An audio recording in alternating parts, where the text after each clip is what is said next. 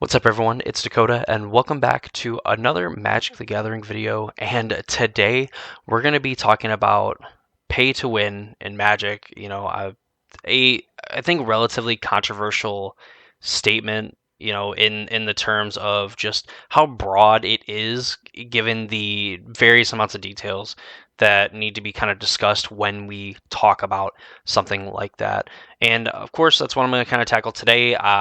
For what it's worth, I don't think there's necessarily a definitive answer to this question in general. I think you have like almost a tree that you have to go through to kind of like find those answers. And we're going to kind of go through those in this video today. But of course, before we get too deep into it, if you're not already subscribed to the channel and you want to see more discussion videos like this or Modern and Pioneer content, which I mainly post almost exclusively on this channel, be sure to subscribe, ring the notification bell. Free, easy way to support my content.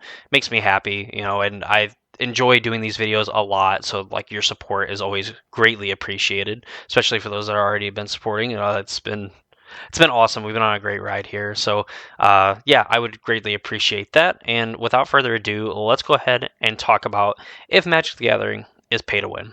Now, as I said, in the intro, yes, or rather, I don't think that simply to that statement that there is a yes or no answer. I think the answer to that is it depends on the context.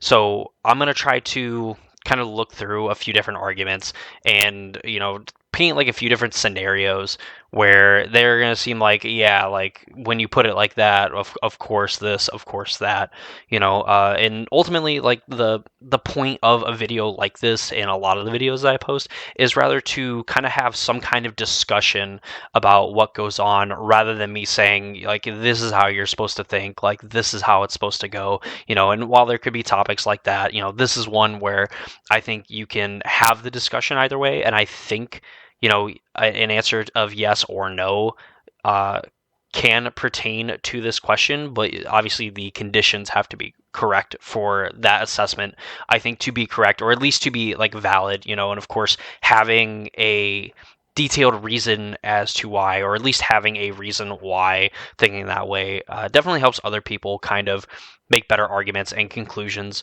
to a topic like this. So, is Magic pay to win? The first scenario that I can think of where, if you're someone that says, yes, Magic is pay to win, I think you are looking at, somebody who this is like their main hobby, like this is what they spend money on.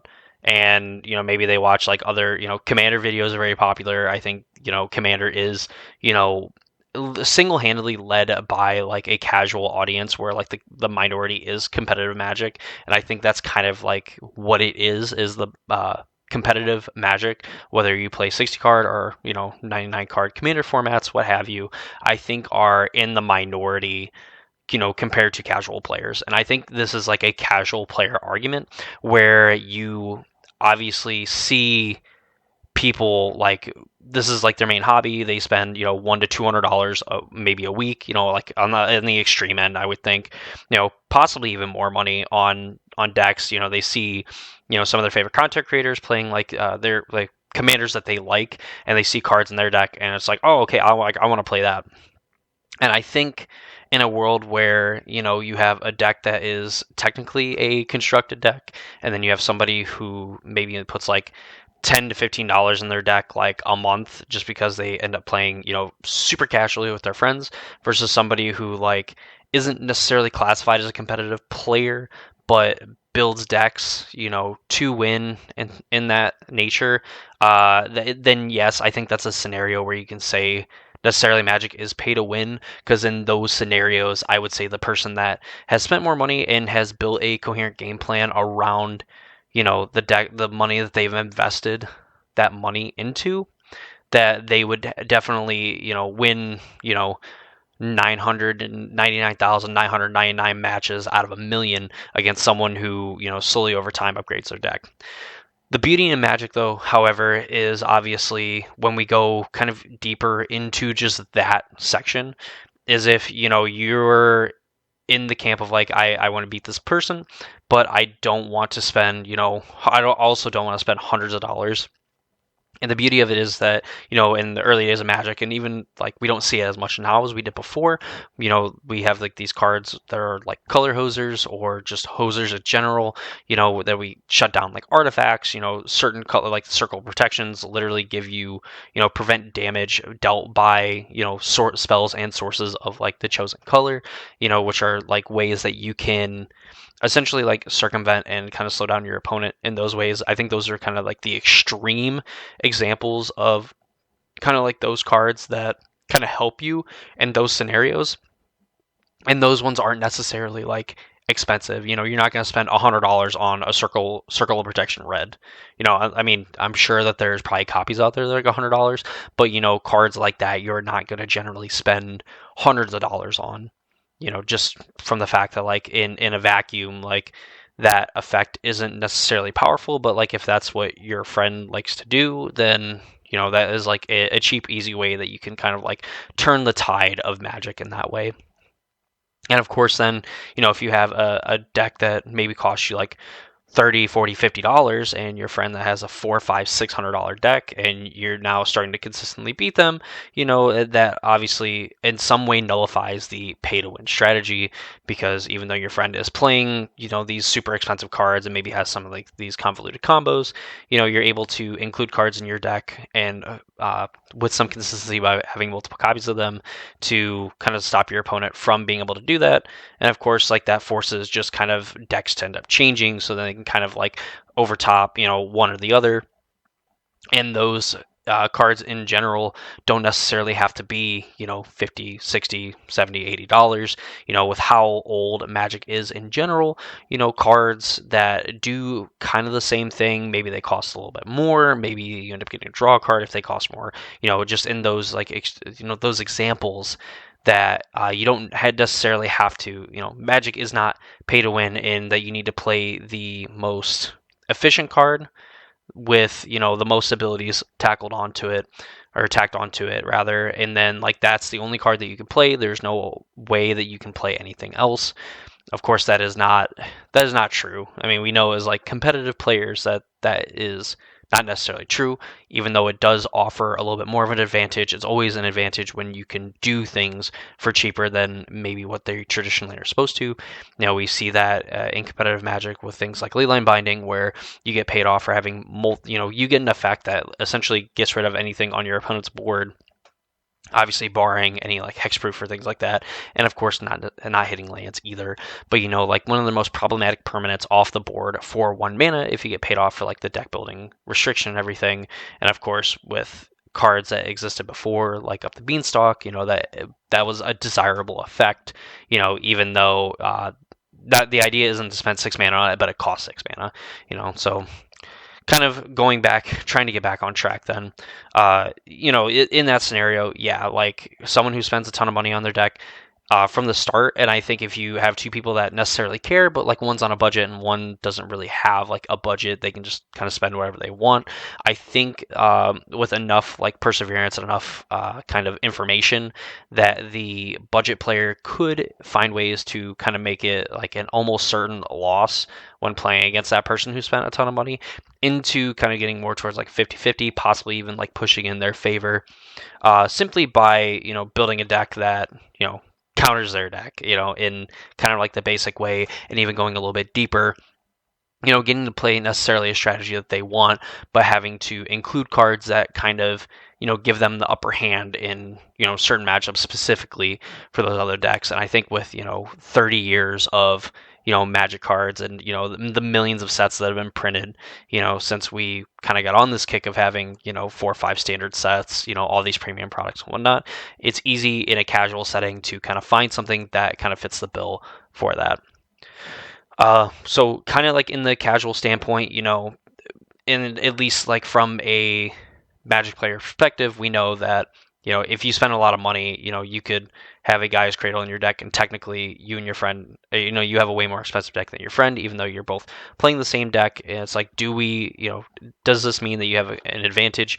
I think obviously the games that you would end up drawing a Gaea's Cradle, you would be in a lot better position than your opponent who doesn't have one. But I won't necessarily contribute that. And maybe you win, some games that you wouldn't necessarily win without it. And so you could make an argument that it's pay to win in that way because then you just simply win more games. But I don't think then you would necessarily win every single game, kind of like the extreme example that we talked about earlier. So from the casual standpoint, I think it's a pretty big deal. From the competitive standpoint of having competitive, or budget rather. I just got all twisted up. Budget versus pay to win. We've seen formats where way back when Magic Origins came out, Jace Vryn's Prodigy was an $80 to $100 card. You were paying $320 to $400 for a play set of one card that was in standard. Just to show like how good like that card was back in the day and everything. And even to this day, we have like Shieldred, who's legal in standard, and she's like a 60 70 $80 card at all times. And decks necessarily wanted to play like 3 to 4 copies and whatnot. But we've also had standard formats where the best deck, one of the best examples being like mono blue aggro and like the Ravnica Allegiance era, where you were like this aggressive like tempo deck that could go under your opponent, end up getting a ton of card advantage, and just play counter spells, and then like that was like good enough. Like you could just win games solely on hitting your opponent for 3-4 a turn, drawing an extra card or two a turn, and then just being able to counter multiples of their spells, tempo them out and sort of that nature.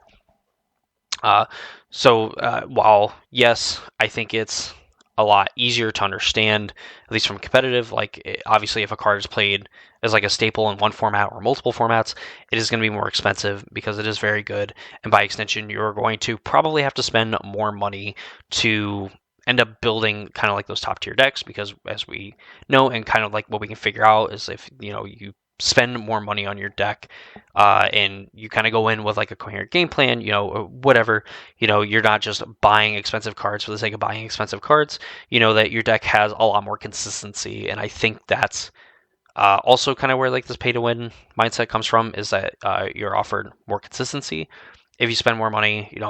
The biggest thing being like mana bases.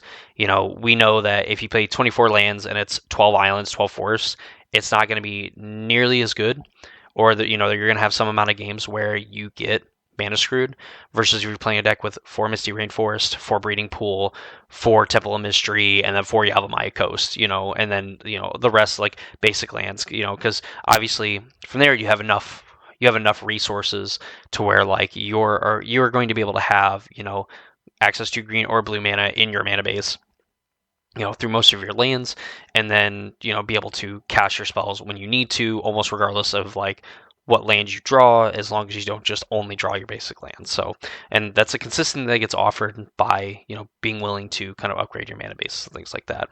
And of course, as we pointed out earlier, like from casual players, obviously the more expensive cards that do certain things are more expensive because you either get to do them multiple times for cheap, or you get to just do it for even cheaper than that, and then you also get like another added benefit, or it's just specifically very good in the format. Obviously, for like artifact destruction, enchantment destruction, whatever, even like removal spells, there's a million of those out there. But we see cards that are worth like a lot of money, like Hero's Downfall, way back when it was like a rare in Theros, was very good. Thoughtseize is a very expensive card compared to something like Duress and Inquisition of Kozilek, because what it does is super powerful and is a lot more flexible than those other options. So definitely for competitive players, like having to spend a lot of money to kind of play these more expensive decks, and just to have access to a deck that is going to be a little bit more consistent necessarily than like some of the other budget options and stuff, is kind of tough. But again, like I wouldn't necessarily say even competitive Magic is pay to win. I think it's like pay for consistency.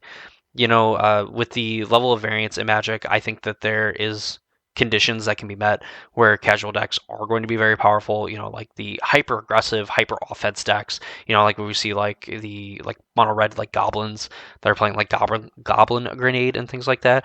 Like chances are, just from player skill alone, like you could win that game as long as you can sequence correctly and whatnot. Like chances are you could just like kill your opponent from out of nowhere and You know, even if they have played pretty well up to that point, you know, you can just kind of kill them out of nowhere just because of like how aggressive it is and things like that. And of course, like format recognition as well, playing a big part into it. Uh, Going even deeper, you know, like if you have players that are, you know, you can have someone that builds like the 4-color Yorion deck, or you know, the 80 card Yorion decks, like back in the day in Modern, like the last like a year or two ago, and you know, give it to a player that like just learned how to play Magic, and then you could give, you know, a budget deck, you know, like a budget affinity deck or whatever to, you know, a pro player, and you know, at that point, like, okay, well, pro player's got like $100 deck versus like his $2,000 deck, you know, and the narrative kind of changes. We're like, well, if Magic's pay to win, then technically the other player would have a significant advantage. And I think that's the case when you have two players on equal playing field. But of course, you know, you can't necessarily put every single player like skill wise on an equal playing field, because there's just some players that are just better than others, and that's just how it happens. That's how competitive games work. And I think in that case, you know, you would make the argument that the pro player would end up winning matches in that way. And you know, you kind of debunk the pay to win argument there. And of course, if you put them on the same playing field, well then, like, yeah, like the 4-color player probably has a very good chance, you know, skill level being even, that player has just more options and stuff to do, they're going to be better than the other player. So pay to win in that way, I guess, as well, is kind of where like you can convince me, like, okay, you know, yeah, like chances are, like if this budget deck doesn't line up well against your deck, chances are is you are not going to win. Of course, Magic again is a game of variance. Anybody can beat anybody. It's just, you know, how consistently can one deck do it over another one, and how consistently can one player do it over the other one. So yeah, that was my long, possibly like incoherent rambling of Magic being pay to win. I think this is like, it ends up being a controversial statement, and it ends up just being a controversial thing, period. Because I think that there is multiple avenues you can go where you can point to one argument and say, like, okay, that makes sense, that's right, and you can go to the other side and say, okay, you know, that also makes sense, that's right, you know. So I think ultimately, in a broad general sense, the answer to that question is it depends, or there is no answer. It's just kind of like what your situation is kind of dictates then the answer of what you're trying to get. Are you a competitive player and you're a very skilled player? Well, then chances are, like, it's not going to matter. You put any sort of deck in your hand, budget or not, like, you're probably going to do very well, versus like a player that doesn't really know what's going on, doesn't understand the format, maybe just learn how to play Magic, whatever. You give them an expensive deck or a budget deck, you know, they're not going to play that great, you know. And you can end up making it a knock to, you know, the people that think Magic is pay to win. You could also, you know, put it in the perspective of, like, you have two players that are both very good, and you have one player that has all these like super old and super busted and broken cards versus someone who, you know, just has like just a fun casual deck that they play. And you know, the person with all the expensive cards is going to win a lot of the time, and you know, you can put that on pay to win just because they're going to have the consistency of being able to win. So in reality, you know, hopefully what this video has done has kind of like opened up, you know, both sides, and at least pointed out like a few arguments that either side can make for yes or no on the answer. And ultimately, I think it's up to you to decide that if that's something that you've thought about and something that you have, you know, come up within your mind. They're like, okay, yeah, like if you spend more money, you're going to win, or it doesn't matter how much money you spend, it matters on the skill. Ultimately, that's for you to come up with, and I'd be interested in hearing your thoughts and opinions in the comments down below. Of course, if you have, you know, one way or the other, you know, you think it's pay to win, it's not, I would like to know your kind of reasoning, you know, maybe why certain things, like, it doesn't necessarily matter, why this matters more, etc. You know, I would love to hear it. I'm always open for discussions and stuff like that in the comments. If you don't feel like commenting on the video, you know, go ahead, join the Discord server, and you can, you know, message me over on the server, and we can talk about it there as well. Doesn't matter to me. I just hope that you all enjoyed the video. And if you did, of course, please consider subscribing, ring the notification bell. Quick, free, easy way to support my content. Keeps me making videos and keep doing the things that I absolutely just enjoy doing. So, you know, thank you all very much for watching. I hope you all enjoyed, and I hope to see you all in the next video.